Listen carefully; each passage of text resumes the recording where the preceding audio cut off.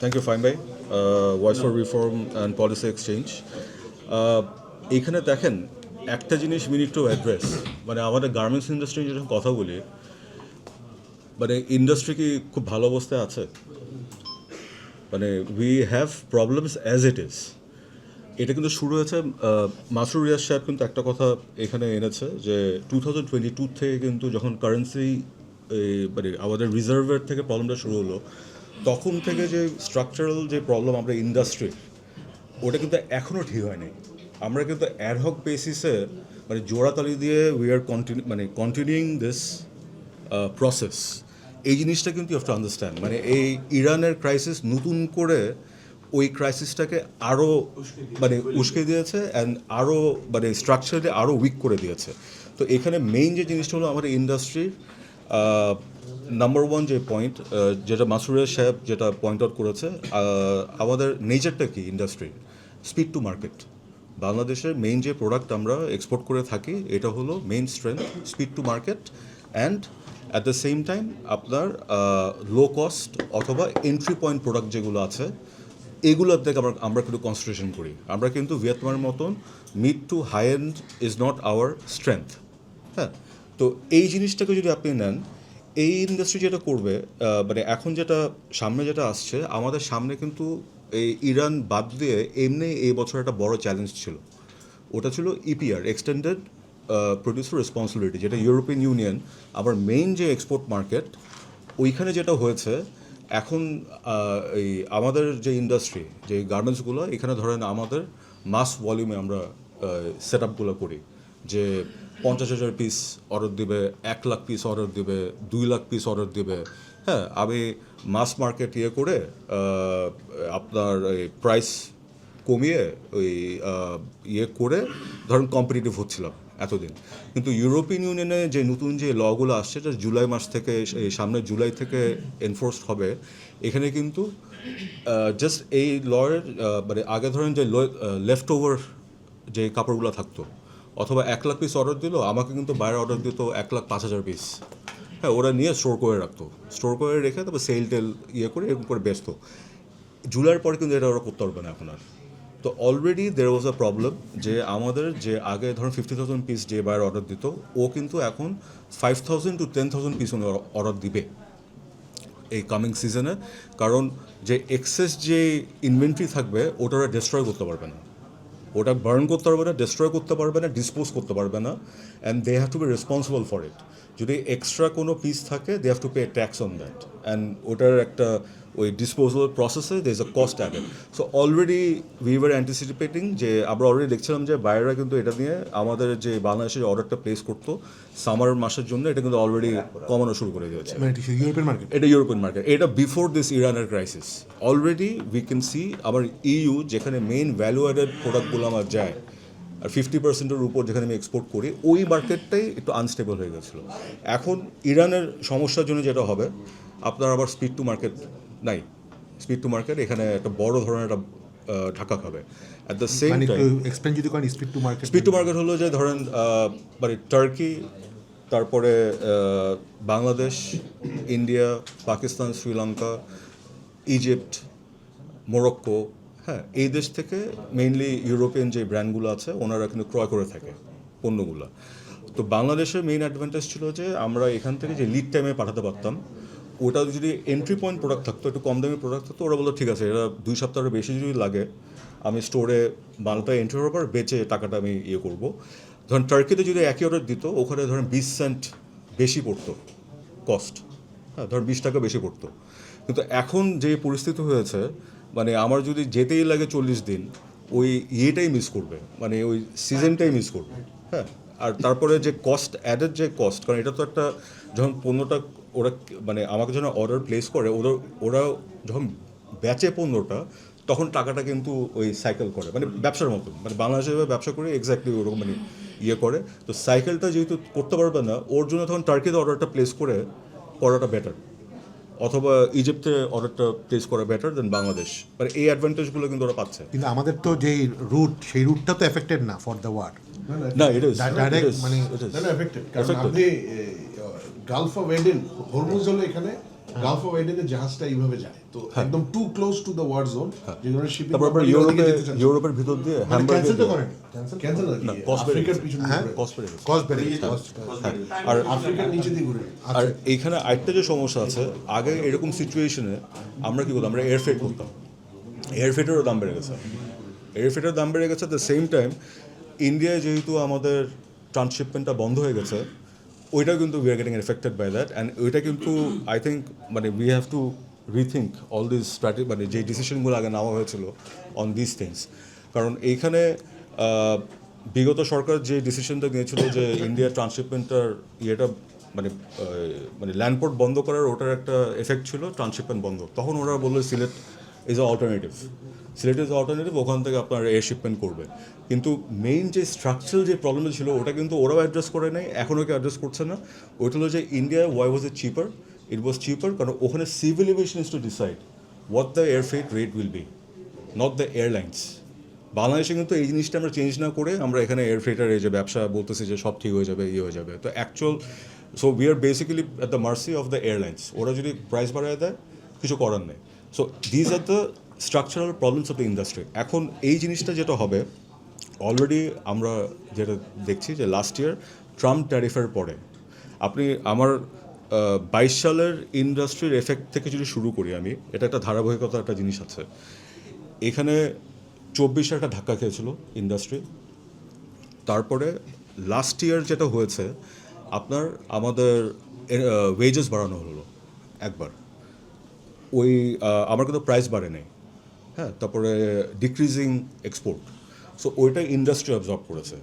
তারপরে আপনার এনার্জির প্রাইস অলমোস্ট ডাবল করা হলো, হ্যাঁ sorry like gas price gas price আপনার বাড়ানো হলো, ওটাও কিন্তু ইন্ডাস্ট্রি অ্যাবজর্ব করলো, ওখান থেকে চলে গেল। তারপর আসলো ট্রাম্প ট্যারিফ। ট্রাম্প ট্যারিফে যখন ট্যারিফটা বসানো হলো, বায়ার কিন্তু এসে ব্র্যান্ডগুলো এসে স্ট্রেট বলেছে যে এখন এটা বাড়ানো হয়েছে, এখন এটা কী করবো, হ্যাঁ এটা তোমার ঘাড়ের থেকে কমাতে লাগবে। Majority of us agreed to this unfortunately. তখন কিন্তু প্রাইসও কমে ফেললাম আমি, প্রাইস কিন্তু এখন যে ইলিগাল ডিক্লেয়ার করলো সুপ্রিম কোর্ট আমেরিকায়, এটা কিন্তু বাইরে কিন্তু ওই প্রাইসটা কিন্তু ফেরত দিচ্ছে না আমাকে, অথবা আমার প্রাইসও বাড়ছে না, প্রাইস কিন্তু ওখানেই কমে গেছে। অ্যাট দ্য সেম টাইম এই বছর আপনার ওয়েজ ইনক্রিজ হয়েছে, যেটা হওয়ার কথা ছিল না, যে পার্সেন্টেজে করা হয়েছে, কিন্তু আনফর্চুনেটলি বিগত যে সরকার ছিল ওনারা এটা আরবিট্রারিভাবে জিনিসটা করেছে এবং ওইটাও আমরা অ্যাকসেপ্ট করে নিয়েছি। এখন যে জিনিসটা হচ্ছে এইখানে বড় যে প্রবলেম ওটা হলো যে আমার এনার্জি সিকিউরিটি। আমি কিন্তু যখন এই যে ভিয়েতনামের সাথে বাংলাদেশকে কম্পেয়ার করছে, পাকিস্তানের সাথে কম্পেয়ার করছে, আপনি কিন্তু অ্যাজুম করছেন আমার ফ্যাক্টরি 24 ঘন্টা চলছে, আমার এনার্জির কোনো সমস্যা হচ্ছে না। মানে ও 10 টাকা দিয়ে যে এনার্জি পাচ্ছে, আমিও 10 টাকা দিয়ে একই এনার্জি পাচ্ছি। কিন্তু এখানে quality of electricity, quality of gas, তারপরে পর্যাপ্ত পরিমাণ পিএসআই যেটা পাওয়া উচিত আমার, এইটা যে পাচ্ছি না, এইটা কিন্তু কেউ অ্যাডজাস্ট করছে না এখানে। আমার গ্যাস দিলেই তো হলো না, আমার তো ফ্যাক্টরি চালাতে লাগবে, আমার তো মিনিমাম একটা পিএসআই থাকে আমার জেনারেটর অন করার জন্য, আমার স্টিমার চালানোর জন্য। ওটা যদি আমার এইটার জন্যে আমার 100 ভাগের 40 ভাগ আমার ফ্যাক্টরি বন্ধ করে রাখতে লাগে। সো আমার কম্পিটিটিভ অ্যাডভান্টেজ তো ওখানেই চলে যাচ্ছে। সো অল দিস কস্ট আমি এখন কী করছি, আমি যেহেতু ব্যাংকের থেকে লোন নিয়েছিলাম ফ্যাক্টরি করার জন্য, I have to repay the bank. So কোনোভাবে we are going for that. So the garments industry, textile industry as it is was not doing good, is not doing good, and এই situation এটাকে আরও aggravate করবে, যেটা overall financial সেক্টরের উপর একটা impact আসবে, কারণ the financial sector is Tide up with loans with this sector. আমি শুধু এই জায়গাটা একটা যদি বলি, আমাদের আগের যে বড় ক্রাইসিসগুলো ছিল জি। 2008-9 দিকে, তখন দেখা যেত গ্লোবাল একটা রিসেশন যদি আসে এটার জন্য, সেটা কি অনেকে যেমন বলে যে আমরা যেহেতু খুব লো এন্ডের কাজ করি, এটার ইম্প্যাক্টটা খুব বেশি হয় না, হাই এন্ডে বেশি ইম্প্যাক্ট হয়। হোয়াট ডু ইউ থিঙ্ক, মানে যদি ধরেন কথা গ্লোবাল রিসেশন হয় আগামী 1 বছর 2 বছর, will it impact the sector? না, এখানে 2009 আর 14 পিকুলিয়ার দুটো জিনিস হয়েছে। ওইটা হলো যে 2009 যে ট্র্যাজেক্টরি ছিল বাংলাদেশের, তখন কিন্তু এই অ্যাজাম্পশন ছিল যে ফাইন্যান্সিয়াল ক্রাইসিসের জন্য আমরা এফেক্টেড হব। কিন্তু তখন বাংলাদেশের ইন্ডাস্ট্রি যে মানে একদম ধরুন বাজে বাজে কতগুলো ব্র্যান্ড ছিল, মানে এন্ট্রি পয়েন্ট ব্র্যান্ড বলবো, হ্যাঁ, ওগুলোর কাজ করতো। কিন্তু ইন্ডাস্ট্রিতে যে ইনভেস্টমেন্টগুলো হয়েছিল ওটা কিন্তু ওই বেসিক থেকে ওইটার উপরে যে টিয়ারটা ওইখানে মানে we have the set up to work for that. তখন যেটা হয়েছিল, যখন এই সিচুয়েশনটা হলো তখন ব্র্যান্ডগুলো ওদের কস্ট সেভিংয়ের জন্য ওই অর্ডারগুলো বাংলাদেশে প্লেস করা শুরু করেছিল। ওই মিডিয়াম সেগমেন্ট, হাই মানে হাই মিডিয়াম বলবো, মানে ওটার যে মাঝখানের সেগমেন্ট, সো আমাদেরকে ওইভাবে এফেক্ট করে না। অ্যান্ড যখন ইনফ্লেশন অথবা মানে রিসেশনারি এফেক্ট থাকে তখন কিন্তু কনজিউমারের একটা জিনিস হয়, ওরা কিন্তু একটু হাই ভ্যালু আইটেম কিনে, ওরা কিন্তু তখন লো ভ্যালু আইটেম কিনে না। এটা পিকুলার জিনিস, এটা উই হ্যাভ নোটিস দিস। মানে ওরা তখন কিনলে 10টা না কিনে একটা জিনিস কিনবে, কিন্তু ভালো জিনিস কিনবে যেটা টেকসই হবে। সো এই বিহেভিয়ারটাও কিন্তু কিক ইন করে। কিন্তু এখন যেটা হয়েছে, এখন যে জিনিসটা ইউরোপিয়ান ইউনিয়নের যে লটা আসছে সামনে, ওইটা will have a huge effect. And at the same time আপনার রিনিউয়েবল এনার্জি সার্টিফিকেট যেটা, এটাও কিন্তু আমরা এতদিন কিনছিলাম, এটা কিন্তু আমরা এটা নিয়ে we don't talk about this. এটা কিন্তু আমার ফ্যাক্টরি যদি আবার বায়ার ইউরোপিয়ান ব্র্যান্ড যদি বলে, দেন আমার নিজের টাকায় আমি কিনে এটা কিন্তু ভর্তুকির মতন করে just to have that buyer on board আমি কিন্তু এটা দিচ্ছিলাম এতদিন। এখন মিডল ইস্টের যে জিনিসটা ইয়ে আসছে, এখানে already we can see the inflationary effect, pressure, and বায়াররা কিন্তু এখনই হোল্ড করা শুরু করেছে যে ইয়েটা আছে। তারপর এইটার একটা নকডাউন এফেক্ট হবে, সামার যে মাসটা আসে এটা একটা আমাদের পিক সিজন, সো ওইখানেও যেমন অর্ডার উইল ফল, এটা এখনই আমি দেখতে পাচ্ছি যে অর্ডার উইল ফল, মানুষ হলিডে করবে না, ইয়েতে যাবে না, কাপড় মানে উইজ দ্য লাস্ট থিং মানে ওদের ইয়েতে, মানে এখানে ফুডের প্রাইস অনেক বেড়ে গেছে, so the disposable income will be spent on other things instead of কাপড় কিনা, সো এখানেও কমবে। তারপরে যেটা আমরা দেখব যে ট্রাম্প ট্যারিফের যে এফেক্টটা, এটাও কিন্তু এখন লিঙ্গারিংই হবে। যেমন ইউএস কটনের যেটা বলা হচ্ছে যে ইউএস কটনের প্রোডাক্ট করলে ডিউটি ফ্রি অ্যাক্সেস পাবে America, it will not work, it will not work. এটা যারা বলছে they have I don't know where they are getting their ইয়ে ফ্রম, বিকজ এইখানে ভ্যালু এডিশনের একটা ব্যাপার আছে। যখনই এই জিনিসটা আসবে এখানে ভ্যালু এডিশনের ব্যাপার আছে। ভ্যালু এডিশন কীভাবে করবেন? ফর এক্সাম্পল ধরেন একটা ক্যাপে অনেকগুলো কম্পোনেন্ট থাকে, আমি ধরেন 1/3 ইউজ করলাম ইউএস কটন, 2/3 ইউজ করলাম অন্য, আপনি ওটা কীভাবে ভ্যালুয়েশন করবেন?